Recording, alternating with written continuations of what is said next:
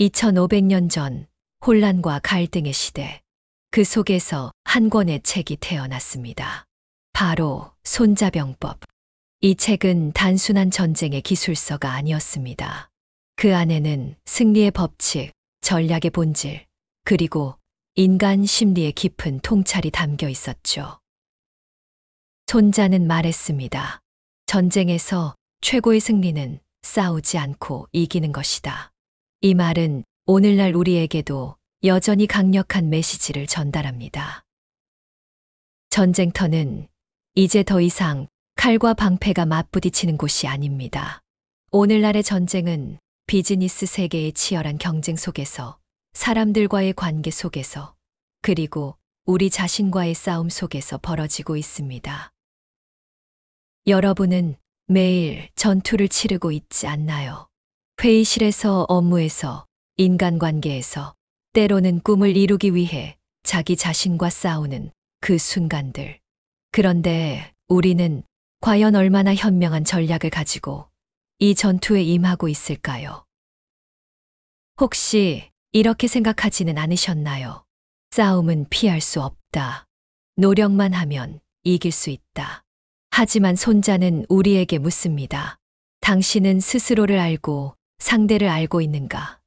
당신은 승리의 순간을 준비했는가? 손자의 지혜는 단지 고대의 전쟁을 위한 것이 아닙니다. 그것은 오늘날의 우리가 더 나은 결정을 내리고 더 현명한 길을 선택하며 싸움 없이도 승리를 거머쥘 수 있는 방법을 알려줍니다. 이제 이 고대의 지혜를 당신의 무기로 만들어 보세요. 2500년을 뛰어넘어 전해지는 손자병법의 교훈을 현대적인 시각으로 재해석해 보겠습니다. 지금부터 함께 배워보시죠. 싸우지 않고 이기는 법. 이제 당신의 삶 속에서 그 해답을 찾아보세요. 싸움에서 반드시 이기는 방법이 무엇일까요? 힘을 키우는 것일까요? 아니면 상대보다 더 강한 무기를 가지는 것일까요? 손자는 이렇게 말했습니다. 지피지기 100점 불태. 자신을 알고 적을 알면 100번 싸워도 위태롭지 않다. 그런데 이 말을 잘 들어보면 중요한 단서가 숨어 있습니다. 손자는 이기는 방법에 대해 말하지 않았습니다. 대신 위태롭지 않다고 했습니다. 이것이 바로 손자병법이 단순한 승리의 법칙이 아니라 전략의 예술이라고 불리는 이유입니다. 싸움을 피할 수 있다면 그것이야말로 최고의 승리가 아닐까요? 우리는 매일 크고 작은 싸움 속에서 살아갑니다. 프로젝트 마감 기한을 두고 벌이는 팀 간의 갈등, 고객을 빼앗기지 않으려는 비즈니스 경쟁, 때로는 가까운 사람과의 사소한 다툼까지. 이 모든 싸움이 우리 삶의 일부분처럼 느껴지지만 꼭 싸워야만 하는 걸까요? 손자는 우리에게 이렇게 묻습니다. 이 싸움이 진짜로 필요한가? 이 싸움을 피할 방법은 없는가? 우리가 기억해야 할 첫 번째 원칙은 싸움 자체가 목적이 아니라는 점입니다. 승리의 핵심은 싸움을 피하는 데 있습니다. 싸움을 피할 수 있다면 에너지를 낭비하지 않고도 원하는 결과를 얻을 수 있습니다. 그렇다면 싸움 없이 승리하는 전략은 무엇일까요? 손자의 전략은 간단하면서도 강력합니다. 먼저 스스로를 알아라. 당신의 강점은 무엇이고 약점은 무엇인가요? 예를 들어 비즈니스에서라면 당신의 제품이 경쟁 제품보다 더 뛰어난 점은 무엇인가요? 당신의 팀이 해결하지 못하는 문제는 무엇인가요? 그리고 두 번째는 상대를 알아야 합니다. 상대방의 목표, 강점, 약점을 철저히 분석하세요. 상대방이 무엇을 원하고 무엇을 두려워하는지 이해하는 순간 싸움의 판은 당신에게 유리해집니다. 손자는 말했습니다. 승자는 싸움 전에 이미 이기고 패자는 싸움 후에 이기려 한다. 이 말의 의미는 준비의 중요성을 강조하는 동시에 싸움 자체를 미리 끝낼 수 있는 가능성을 열어둔 것입니다. 적의 허점을 파악하고 내가 가진 강점으로 그 허점을 메울 수 있다면 싸움은 시작되기도 전에 끝날 수 있습니다. 현대의 비즈니스 세계를 떠올려 보세요.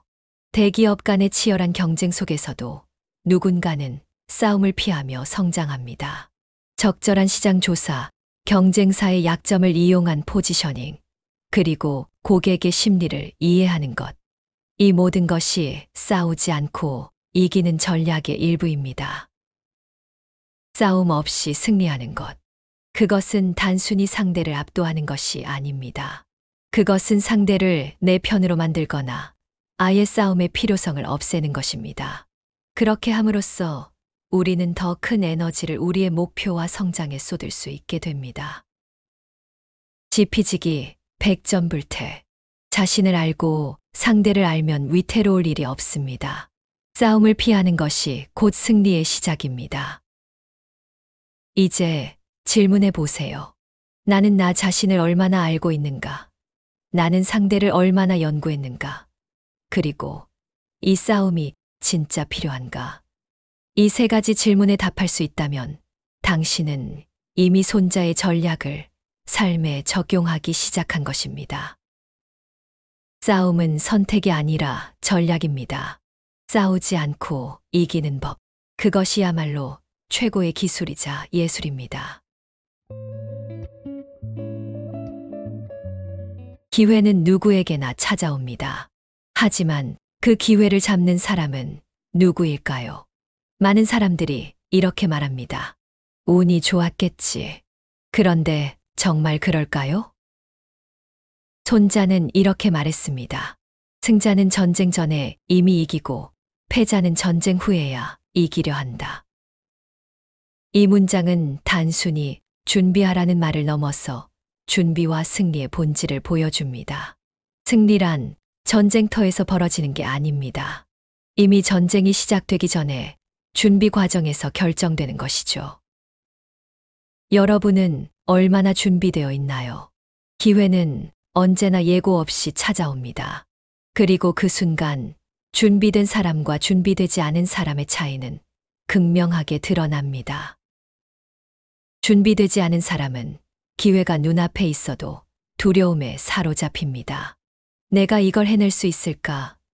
이게 정말 내가 해야 할 일일까? 망설이는 사이 그 기회는 사라져버리죠. 반면 준비된 사람은 다릅니다. 그들은 기회가 왔을 때 고민하지 않습니다. 왜냐하면 이미 그 기회가 올 것을 예상했고 자신이 무엇을 해야 할지 알고 있기 때문입니다. 승자는 전쟁 전에 이기고 패자는 전쟁 후에 이긴다. 손자가 말한 전쟁 전에 이긴다는 것은 무엇일까요? 그것은 철저한 준비와 계획을 의미합니다. 올림픽에서 금메달을 따는 선수들은 단지 그날 하루 열심히 해서 승리한 것이 아닙니다. 수년간의 훈련, 끊임없는 분석, 그리고 자신만의 전략이 있었기 때문입니다. 그 준비가 있었기에 결승전의 무대에서 그들은 두려움 없이 최선을 다할 수 있었습니다. 현대 사회에서도 마찬가지입니다. 성공적인 비즈니스 프로젝트, 혁신적인 제품 개발, 혹은 중요한 협상의 순간.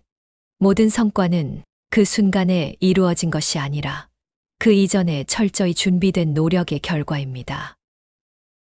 손자는 이렇게 말했습니다.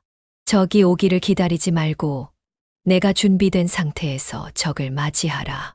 이 말은 우리가 단지 상황에 휘둘리는 존재가 아니라 스스로 상황을 주도해야 한다는 것을 의미합니다. 그렇다면 어떻게 준비해야 할까요? 첫째, 목표를 명확히 하세요. 당신이 이루고자 하는 것이 무엇인지, 그리고 그것을 이루기 위해 어떤 준비가 필요한지를 구체적으로 정의해야 합니다.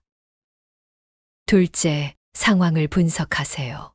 내가 가진 자원은 무엇인지, 내가 부족한 점은 무엇인지 파악하고 이를 보완할 방법을 찾아야 합니다.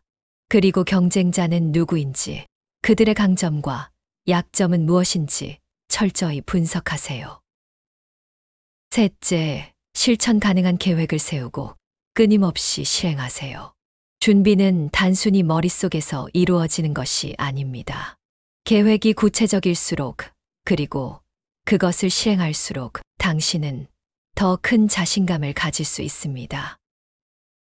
결국 준비는 우리에게 자신감을 줍니다. 기회가 눈앞에 왔을 때 준비된 사람은 이렇게 말할 수 있습니다. 이 순간을 위해 내가 준비해왔다. 그 순간 두려움은 사라지고 오로지 자신감과 실행력만이 남습니다. 승자는 전쟁 전에 이기고 패자는 전쟁 후에 이기려 한다. 이것이 바로 준비의 힘입니다.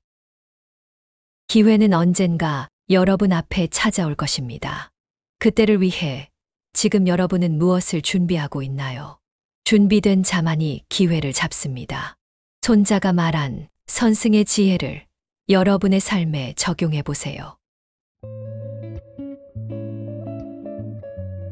우리는 흔히 성공의 열쇠를 풍부한 자원에서 찾으려 합니다. 더 많은 돈, 더 많은 시간, 더 많은 인력. 그런데 과연 풍부한 자원이 승리를 보장할까요? 손자는 이렇게 말했습니다. 병귀신속. 전쟁에서는 신속함이 가장 중요하다. 이 말은 단순히 빠르게 움직이라는 뜻이 아닙니다. 주어진 자원을 최대한 활용해 기회를 놓치지 않고 상황에 따라 유연하게 대처하라는 뜻입니다. 오늘날 자원이 부족한 상황에서도 기적 같은 성과를 이뤄내는 사람들, 기업들이 있습니다. 특히 스타트업을 떠올려 보세요. 자금도 부족하고 인력도 적으며 시간은 언제나 부족합니다. 그런데도 그들은 대기업이 해결하지 못한 문제를 해결하며 때로는 시장의 판도를 바꾸기도 하죠. 어떻게 그게 가능할까요? 그들은 자원을 어떻게 더 많이 확보할까 고민하기보다 지금 내가 가진 자원으로 최선을 다하려면 무엇을 해야 할까를 고민합니다. 그리고 신속하고 유연하게 움직입니다. 우리 개인의 삶에서도 이 원칙은 똑같이 적용됩니다. 한정된 시간, 한정된 에너지, 한정된 기회. 그 모든 제약 속에서 우리는 어떤 선택을 하고 있나요? 많은 사람들은 완벽한 타이밍을 기다립니다. 모든 준비가 끝난 뒤에 완벽한 자원이 갖춰진 뒤에야 움직이려 하죠. 하지만 손자는 이렇게 경고합니다. 기회는 준비된 사람에게 오는 것이 아니라 빠르게 움직이는 사람에게 온다. 자원이 부족하더라도 신속하게 행동하고 변화에 적응하는 사람만이 기회를 잡을 수 있습니다. 위기 상황에서는 이 원칙이 더 중요해집니다. 갑작스러운 문제, 예상치 못한 변화 속에서도 우리는 두 가지 선택을 할 수 있습니다. 멈춰서 더 나은 환경을 기다릴 것인가? 아니면 지금 주어진 상황에서 최선의 해결책을 찾아 움직일 것인가? 손자는 말합니다. 신속하게 움직이는 자가 승리한다. 상황은 우리를 기다려주지 않습니다. 그리고 완벽한 자원은 결코 주어지지 않습니다. 결국 승리를 결정짓는 것은 얼마나 빨리 움직이느냐와 얼마나 창의적으로 자원을 활용하느냐입니다. 그렇다면 우리는 어떻게 병귀신속의 원칙을 삶에 적용할 수 있을까요? 첫째, 지금 가진 자원을 철저히 분석하세요. 당신이 가진 시간, 능력, 인맥, 그리고 도구들을 목록으로 만들어 보세요. 생각보다 당신이 가진 것은 많을지도 모릅니다.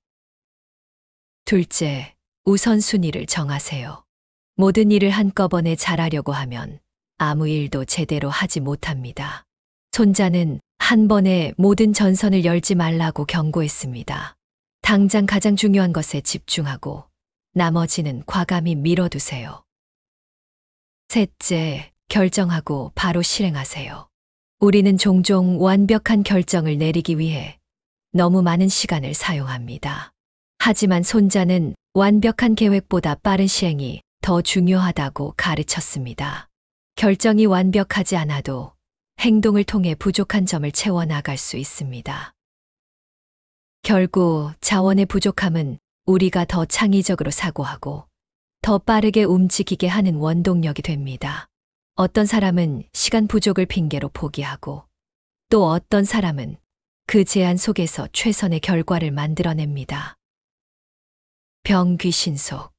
이 말은 단지 전쟁터에서의 속도만을 말하는 것이 아닙니다. 그것은 주어진 자원을 최대한 활용하고 상황 변화에 유연하게 적응하며 기회를 놓치지 않는 자세를 말합니다. 여러분에게 묻고 싶습니다. 나는 지금 가진 자원을 충분히 활용하고 있는가? 나는 빠르게 움직이고 있는가? 나는 유연하게 변화에 대처하고 있는가? 기회는 풍부한 자원을 가진 사람에게 오는 것이 아닙니다. 기회는 빠르게 움직이고 유연하게 대처하며 가진 것을 최대로 활용하는 사람에게 옵니다.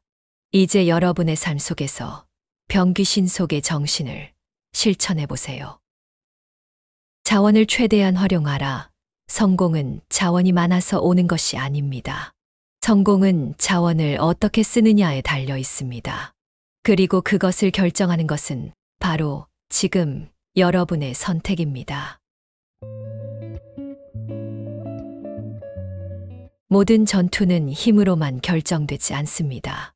때로는 상대의 마음을 읽고 심리를 움직이는 것이 전장의 무기보다 더 강력한 무기가 되기도 합니다. 손자는 이렇게 말했습니다. 혼란을 혼란으로 보이게 하지 말고 약점을 강점으로 보이게 하라. 단순히 상대를 속이라는 뜻이 아닙니다. 이 말은 심리의 중요성을 인식하고 자신과 상대방의 감정과 행동을 조율하라는 깊은 메시지를 담고 있습니다. 심리전이란 단지 상대를 속이는 기술이 아닙니다. 그것은 상대의 마음을 꿰뚫어 보고 상대가 원하는 대로 움직이도록 유도하는 과정입니다. 그리고 동시에 자신의 심리를 단단히 다스려 흔들리지 않는 모습을 보여주는 것이죠. 예를 들어 보겠습니다. 한번 협상 테이블을 떠올려 보세요. 협상은 단지 말싸움이 아닙니다. 그 안에서는 끊임없는 심리전이 펼쳐지고 있습니다. 당신이 협상에 나섰을 때 준비되지 않은 모습을 보인다면 상대방은 어떻게 생각할까요? 이 사람은 약점이 있구나.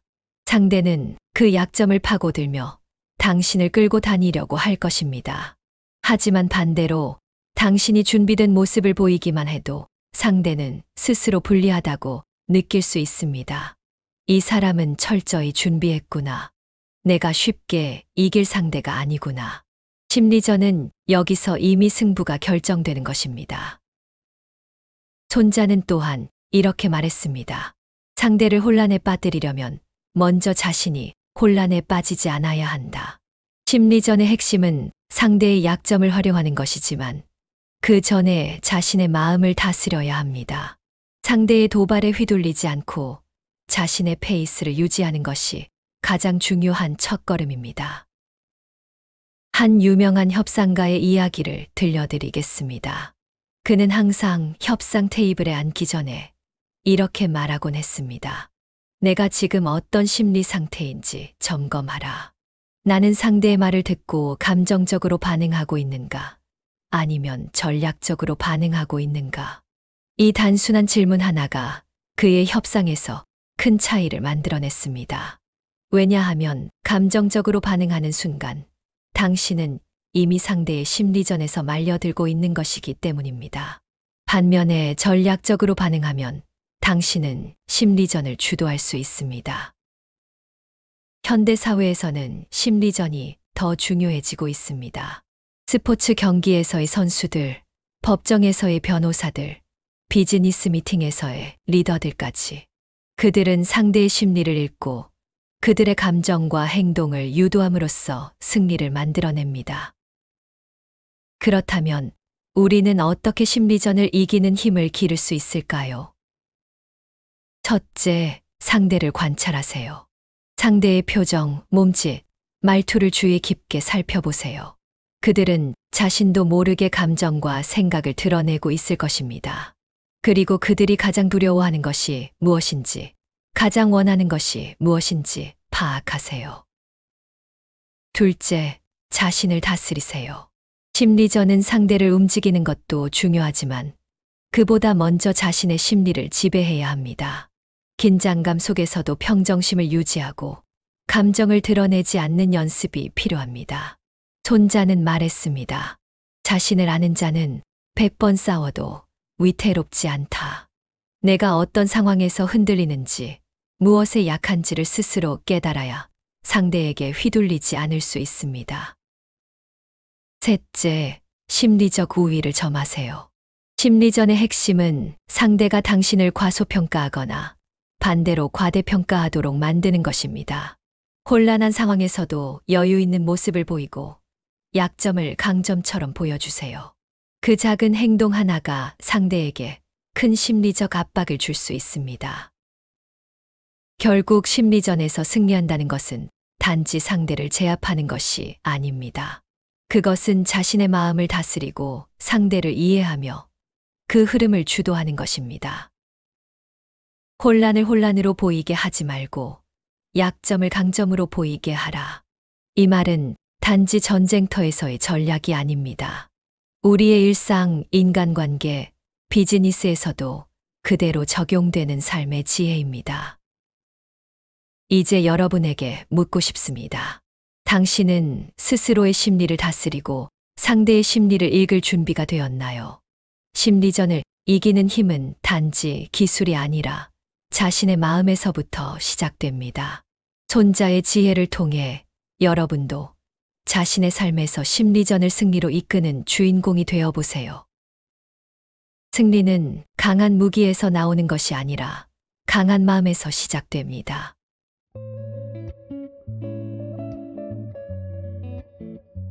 손자병법은 단지 고대의 전쟁을 위한 책이 아닙니다. 그것은 인간이 살아가며 마주하는 모든 전장을 위한 전략과 지혜의 보고입니다. 그 전장은 꼭 군사적 전투가 아니어도 됩니다. 우리의 직장, 인간관계, 스스로와의 싸움, 삶 그 자체가 끊임없는 전투의 연속이니까요. 손자가 2500년 전 남긴 이 한 줄 한 줄의 가르침은 오늘날에도 여전히 유효합니다. 왜일까요? 그것은 시대를 초월한 사람에 대한 이해, 그리고 변화무쌍한 상황에서 어떻게 행동할 것인가에 대한 통찰이 담겨 있기 때문입니다. 우리는 모두 각자의 전쟁을 치르고 있습니다. 그리고 그 전쟁에서 승리하려면 단지 힘만으로는 부족합니다.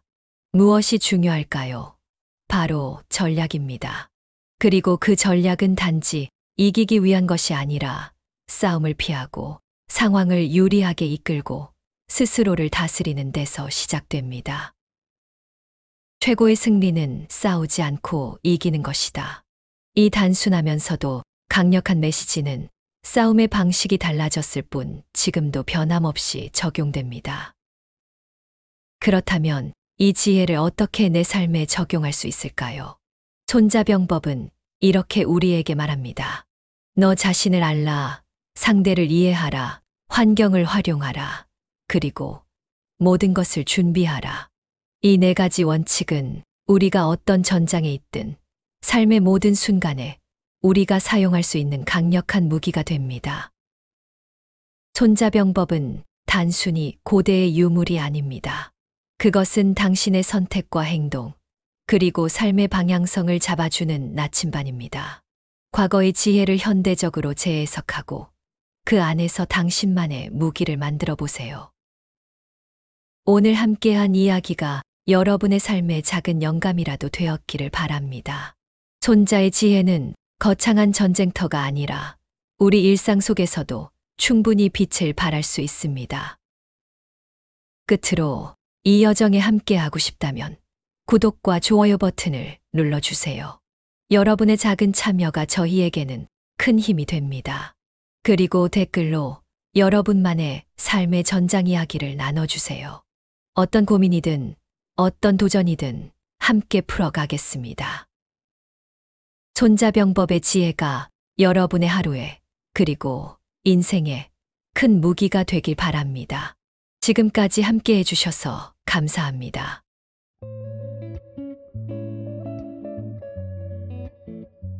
시청해 주셔서 정말 감사합니다.